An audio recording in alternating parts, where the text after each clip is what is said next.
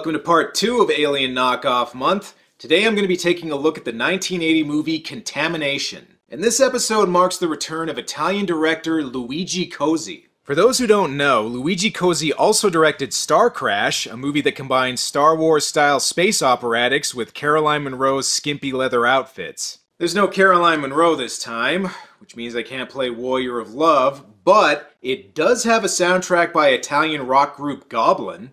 Oh, I'm sorry, The Goblin. That's weird. Usually it's the movies on this show that have a bunch of alternate titles. Also, unlike most other Alien cash-ins, this one's set on present-day Earth, which is probably for the best considering they don't have James Cameron around this time to hide the movie's low budget. And turns out I was wrong earlier, the movie's actually directed by some guy called Louis Coates. I wonder if it's the same Louis Coates who directed Starcrash. Okay, Louis Coates was actually a pseudonym used by Luigi Cozzi to make his movie seem more American, although the effect is kinda ruined when the movie flat out says it's European. This is even weirder when you consider all the other Italian names in the credits, and the fact that the actors are obviously dubbed. We'll have to make a hygiene check on the cabins. Seriously, I don't think anyone watching this is gonna consider it a deal breaker that it's directed by somebody named Luigi. Anyway, the movie begins with a cargo ship being spotted in New York Harbor with seemingly no one on board, and the health department and a police lieutenant named Eris are called in to investigate. Either that or they're about to fumigate it for termites. Doc, it's like something out of a movie. It's a ghost ship.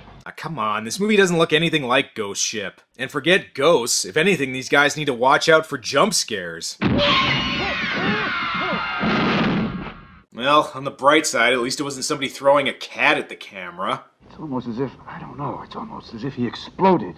Look at his stomach and his chest. It's as if some force inside just let loose. You could almost say his chest burst, as if caused by some sort of chest burster. I don't know what the big mystery is here. Looks like the ship was just transporting effects for an Italian zombie movie. And here's what killed the crew. They just had a really bad case of the coffee shits. But hello, what's this? That's not coffee. My god, Chief, you're right. I can see why they wanted your expertise for this. I gotta say, Colombians sure know how to grow one hell of an avocado. Although I think this one might be a little too ripe. Don't touch them, it could be dangerous. Hey, don't worry. Relax. When was the last time a glowing, pulsating egg hurt anybody?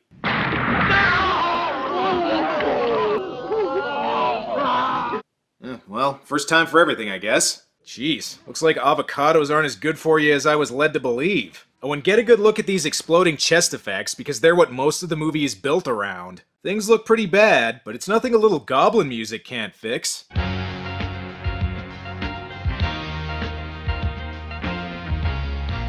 It's like if someone had a disco in a haunted mansion. And did the movie just switch to being an Italian space movie? Where the hell are we? And now you come in and dare to tell me to keep my self-control, baby? Don't call me baby, young man. And you don't call me a young man. Yeah, he's like 45. Turns out Eris is the only survivor from the ship and has been brought to a secret government facility for questioning. You talked about eggs. Is that correct? As a matter of fact, they did look like eggs. About the size of pumpkins. Kind of like footballs. Just say they look like avocados, stupid! This is Colonel Holmes, who's in charge of the investigation, and she decides to freeze the eggs in order to study them. Talking about deep freezing. It's usually a lot bigger, I swear. What the hell? Is this place being frozen by the knights who say knee? Oh well, time to find out if avocados and powdered sugar are a good combination. And it wouldn't be an Italian exploitation movie without some cruelty to animals. Now all we have to do is wait. It takes effect almost immediately. Okay, I get it. The eggs make things explode. You don't need to keep showing me. Even though that's totally what you're gonna do. I feel responsible. If I had only notified you when that ship was being towed in. What do you mean you should have notified her? You didn't even know who she was until a couple scenes ago. The lieutenant is kept around to help with the investigation because, I don't know, he's third billed in the credits, I guess. Give him credit, though. He's the one who suggests they check out the warehouse that was supposed to receive the ship's cargo, which you would think would be a no-brainer. And is it me, or did American Special Forces uniforms look really European-y in the 80s? DeSilva, you go first. Yeah, this guy is so dead he might as well be wearing a red Star Trek uniform. See? What'd I tell you? Damn, avocado dealers are seriously hardcore.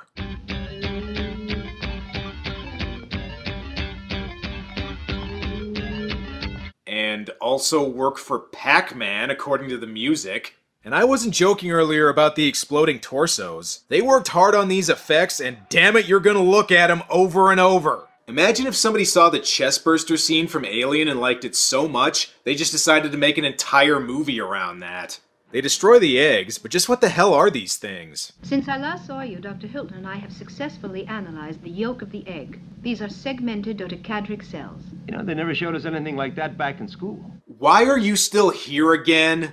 They discover the eggs are unlike anything found on Earth, but where the hell did they come from? Hey, they couldn't have gone into space and come back without anybody knowing about it. But we have known about it. We've always known about it. Don't you remember? The Mars mission. Yeah, we've always known about the Mars mission. Wait, there was a Mars mission? Yep, in this movie's universe, there was apparently a manned mission to Mars, and both the characters and the movie don't bother to bring it up until about 30 minutes in. Not only that, but one of the astronauts said he saw something very strange on Mars. My God, now I remember. He talked about eggs. Like that one over there. Why didn't you think about this till now? Well, better late than never, I guess. They go to contact Hubbard, the astronaut who saw the eggs, although I think they went to my college dorm room by mistake. Oh, never mind. It's just Ian McCulloch recovering from being in zombie holocaust. Well, you don't look anything like the girl from the ad, but whatever, come on in. Hubbard's a little bitter that nobody believed him about seeing life on Mars, although personally I'd be more pissed about the fact that it took them this long to realize these are the same eggs they found. I know what you went through. Shame, dishonor.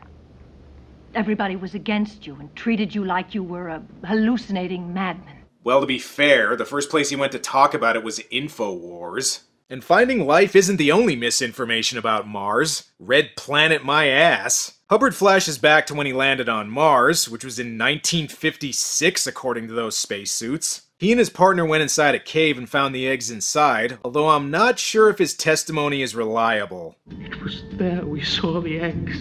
They were green, just like the one in your photograph. Yeah, sure, whatever you say, Hubbard. And I got even more bad news for you. This isn't a cave. You're actually inside a Martian giant's uterus. After getting back to Earth, the situation was complicated when Hubbard's partner Hamilton said they didn't find anything on Mars. If he did see those eggs, why didn't he confirm it? I think it's best we question Hamilton. I only wish it was possible, but I don't have the gift of bringing corpses back to life. Yeah, for that you need to be in any other Italian horror movie. So, where do they go from here? Luckily, we already have one lead. You mean the coffee company in South America? Very good. Not really. Their logo was on all the containers the eggs were in. Investigating the company is one of the first things you should have done. In fact, we're halfway through, and other than some exploding torsos, it feels like barely anything's happened in this movie. Say what you want about Starcrash, but at the halfway point in that movie, we'd already had space battles, sexy Amazons, giant statues, and whatever the hell this is. What the hell does this movie have going on? Okay, that's something, I guess. And don't worry, she's cool with it. These two like to have fun. The three of them head down to Colombia, probably because they need to pick up more supplies for the crew. I'm talking about coffee, of course. And it's pretty hard not to make cocaine jokes when even the police lieutenant is dressed like a drug lord. Plus, I think someone may be interested in their activities. I don't know who the guy in the middle is, but he looks like a cop. Oh yeah? 'Cause to me he looks like Tony Montana. Oh, and Hamilton's actually still alive, which you probably figured out immediately after they said he was dead. Meanwhile, looks like Lieutenant Eris has gone from being Scarface to Cosmo Kramer. They better get moving if they want to solve this mystery. The fate of the world could depend on it. Let's say in half an hour. Why not now? I want to change and wash before. If I have to die with the rest of the world, then I want to have a proper dress on and clean underwear. Okay, good to know where your priorities are. Anything else? Out.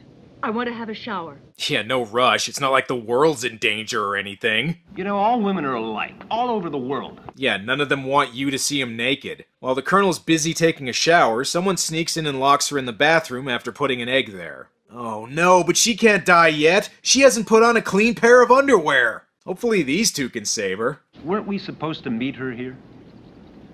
Come on, we'll eat by ourselves. Okay, so she's screwed. Maybe we had better not. Ah, but come on, that would take like 5 seconds and require the slightest bit of effort. Don't even bother. Looks like he got there just in time. Another 2 days and that egg might have actually done something. Please tell me this movie picks up soon. Bon appetit. Thank you.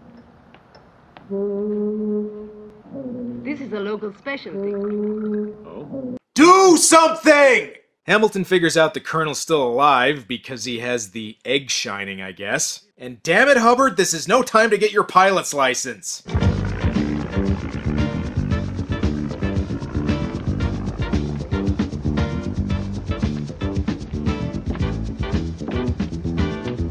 Okay, there's still not much happening, but as a bass player, I appreciate the soundtrack bringing the funk. Meanwhile, the Colonel and Lieutenant Eris finally decide to investigate the coffee factory the eggs were shipped from. I feel like somebody is scratching my head, but from the inside. That could mean we're on the right track. Or it could mean he has brain cancer. Okay, they're finally at the coffee factory where the eggs came from. Get ready for some intense tour guide action. We have a complete production operation here, from picking to packaging, including instant and decaffeinated coffee. Each unit is vacuum packed and contains exactly 200 grams. You know, I've often been watching Alien and thought to myself, this is good, but it'd be better if it was more like a product information video about coffee. And I think they may be making more than just coffee here. That actually wasn't a cocaine reference that time. I was talking about the eggs. The cocaine's being made in the pet shop down the street. Hamilton! It's a pity you won't be able to tell anyone.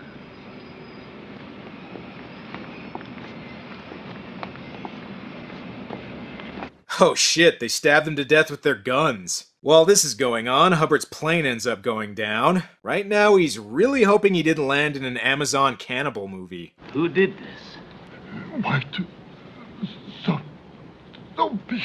Zombie? Ah, damn it. Ian McCulloch's landed in the wrong movie. Either that or he's wandered onto the set of The Crazies. At this point, I'll take the original or the remake. These two may be captured, but at least this gives them time to get to know each other better. You can call me Stella. My name is Tony.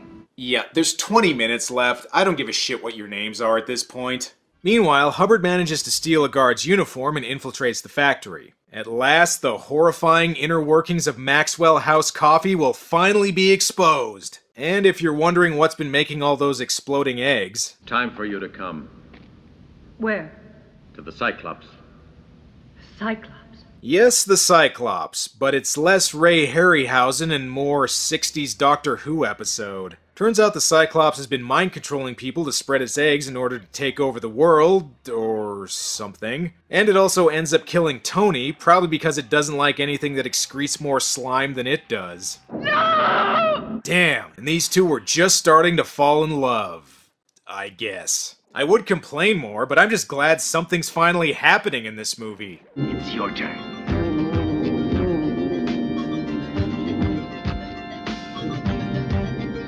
Oh shit, she's trying to resist, but the hypnotic sounds of Goblin won't let her. Oh, I'm sorry, did I say Goblin? I meant the Goblin. Wouldn't want Louis Coates to think I'm saying the wrong name, after all. You know, it's a shame Luigi Cozzi never made a knockoff of Return of the Jedi. He could have reused this thing for Jabba the Hutt. Hubbard continues making his way through the factory, and we haven't seen somebody explode in a while, so here's another one. Hamilton! Watch out! You shoot and you'll get hurt! Yeah, I don't think he gives a shit about that. While Hubbard fights with Hamilton, Stella is really hoping this movie wasn't produced by Roger Corman. I'm just saying, that could be this thing's dick. Oh, and you know how Hubbard defeats the alien? Yep, just shoots it in the eye. Crisis averted. Well, first rule of video game bosses, whichever part's blinking, that's where you need to hit. But hang on, they can't leave just yet.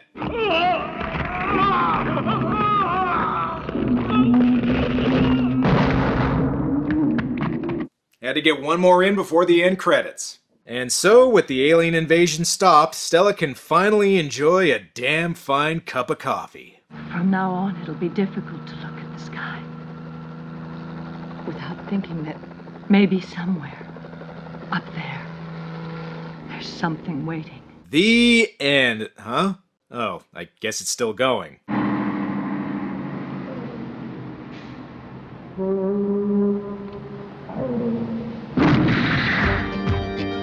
Ooh, sorry movie, but no sequel for you.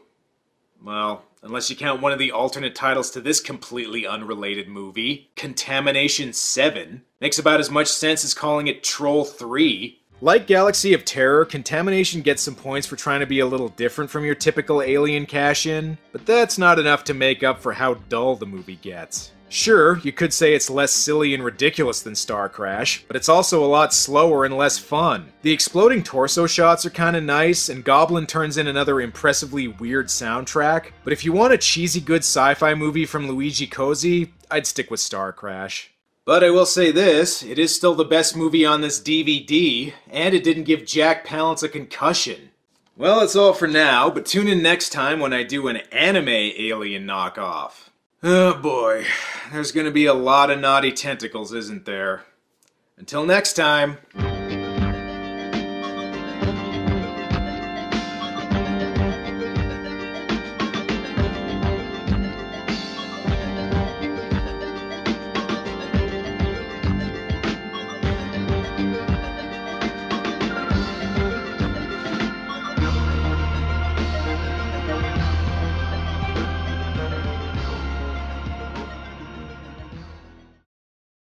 If you're always in this condition, it's quite obvious you couldn't get it up, even if you used a crane.